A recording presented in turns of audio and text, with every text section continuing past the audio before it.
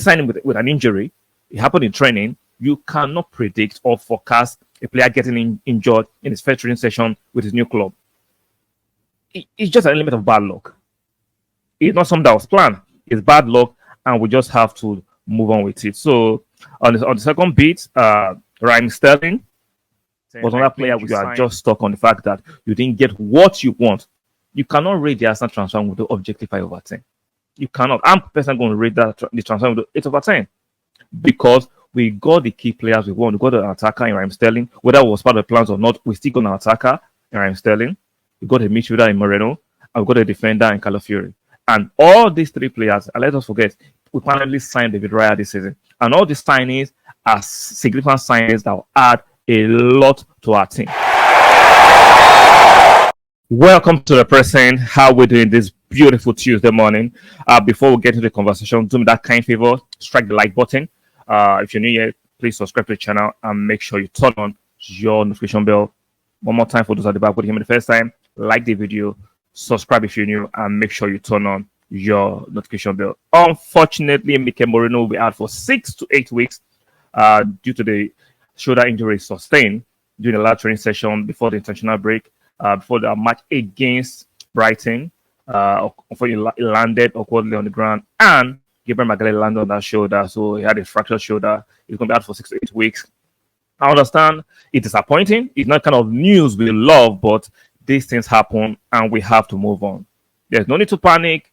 I think we have enough personnel to prosecute the games. And luckily, we have 2 international breaks, right, in between those 8 weeks that actually subsidize the fact that he won't be out for too many games. Hopefully, the time frame given to us, which is 6 to 8 weeks, does not exceed that. I'm hoping that it doesn't exceed 6 to 8 weeks. So it's disappointing. I would love to, like, a lot of us would love to have seen his impact on the team because I expect him to make a significant impact to the team. But this things happen and we move on. It is what it is. He's a quality player.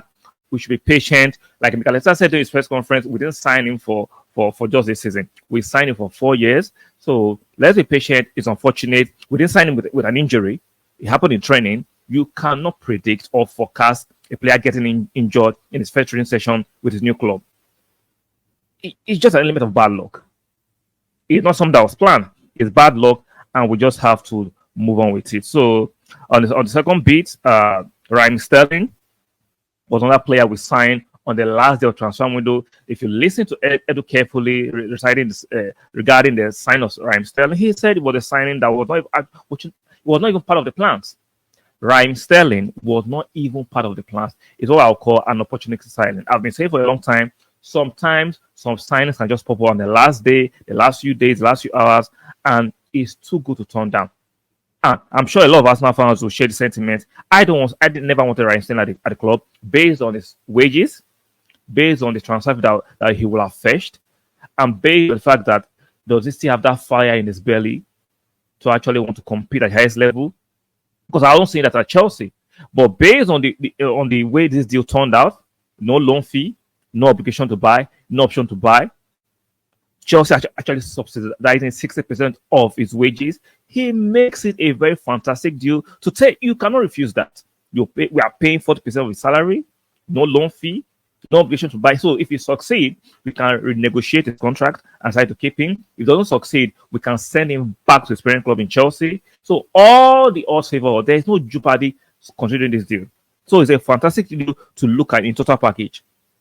Now, will Raheem Sterling succeed at Arsenal? Based on the fact that the way he left Chelsea, he has a point to prove. So he will want to actually knuckle down and try his best to put his naysayers to shame. And I like that kind of motivation. Now, players should not be excelling on that kind of motivation, but once it comes to that level, people want to do extra. And I expect him to do it at Arsenal. And if you look at the way we play our football, in comparison to Chelsea, we are more advanced. We play for better football. Our team is more settled.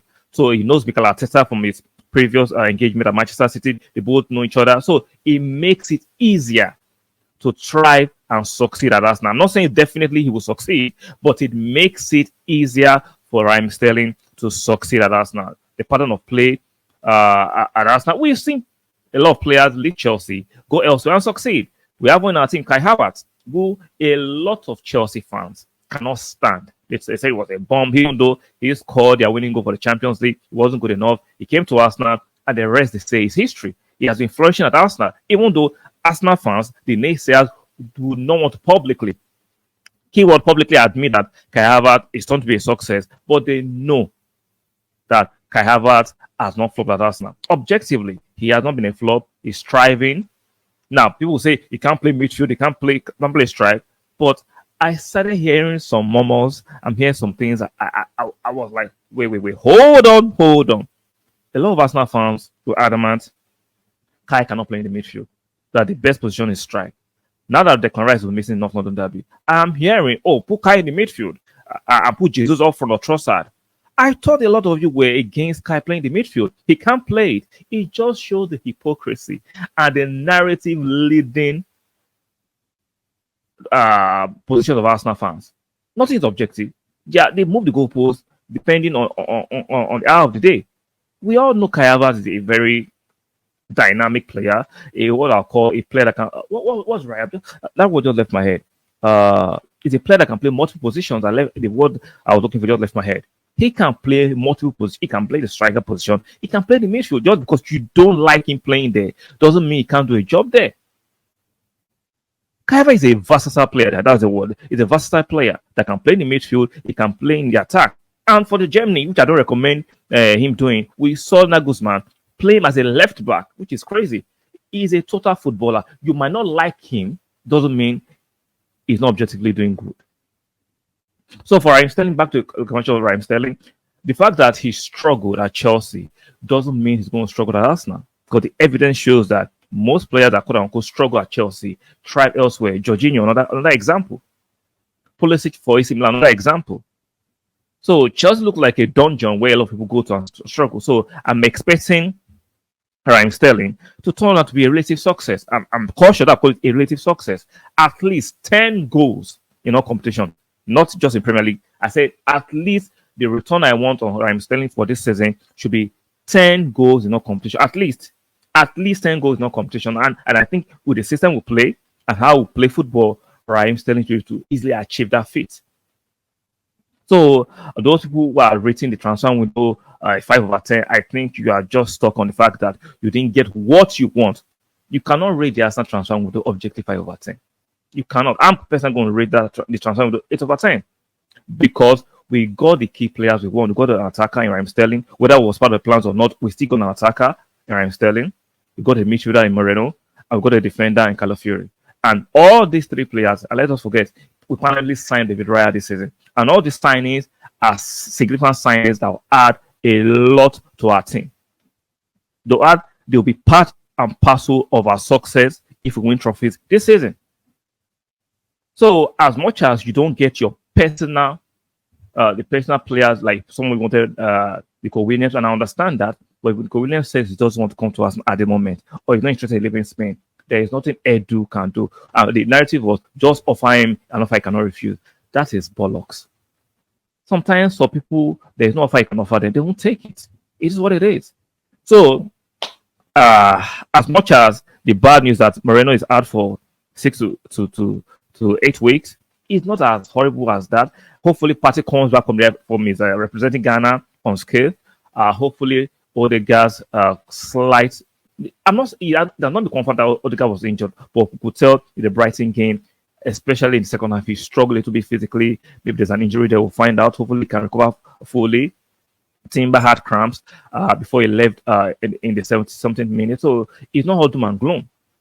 I understand we're going to be missing Rice for not alone derby, but I still think we have more than enough to go there and win. So, guys, Merino will be back. He's not out forever. Raheem Sterling was not part of the plans, but like I said, sometimes you can pivot, you can be creative around certain plans, and you come out on top. And I'm looking at this season, regardless of how the naysayers and the Standard FC are pushing narratives about, we've not done enough. I think we've done enough, and I think we have a solid team. It's not just about just having quantity; it has to be the quality. And I'm looking at the squad, as much as is not as extended in numbers like Arteta had last 2 seasons. He had the right quality Arteta can trust.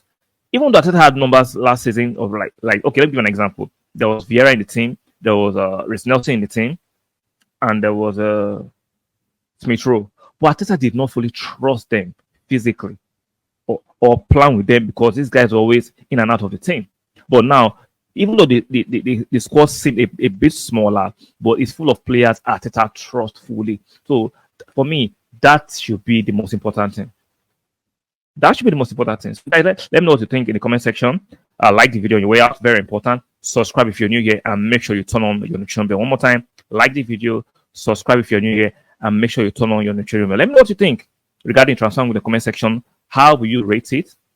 Are you overly concerned about the 6 to 8 weeks Merino is out? How about Raheem Sterling's signing? Are you for it or against it? Let me know what you think in the comment section. And I will see you guys on the next one. Keep supporting us now. Bye for now.